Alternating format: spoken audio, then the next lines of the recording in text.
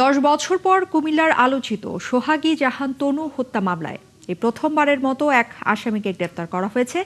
গ্রেপ্তারকৃত সেনাবাহিনীর অবসরপ্রাপ্ত ওয়ারেন্ট অফিসার হাফিজুর রহমানকে 3 দিনের রিমান্ড মঞ্জুর করেছে আদালত। কুমিল্লা সদর আবুলিয়া আদালত 1-এর senior judicial magistrate Mominul Haque এই আদেশ দেন।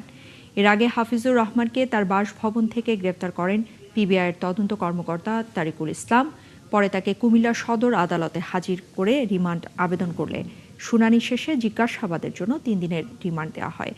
গত 6 এপ্রিল মামলার তদন্ত কর্মকর্তা 3 সন্দেহভাজন sergeant Zahid, warrant officer Hafizur Rahman এবং সৈনিক শাহিনুল আলমের ডিএনএ নমুনা ক্রস ম্যাচের অনুমতি চান।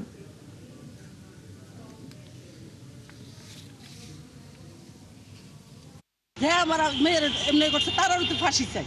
আমি দেশবাসীও জানে কইতে পারে বলে তনু হত্যার ফাঁসি হয়েছে। দেশবাসী গেলে আমার জিজ্ঞাসা করি বিচারটা কে হইলো, আমি কিন্তু বলতে পারি না। এখন বলতে পারবো যে আসামি ধরা পড়ছে। দেখা যাক কোর্টের, আমি কোর্টকে শ্রদ্ধা করি, কোর্টকে মান্য করি, কোর্টের উপরে আমি শ্রদ্ধাশীল।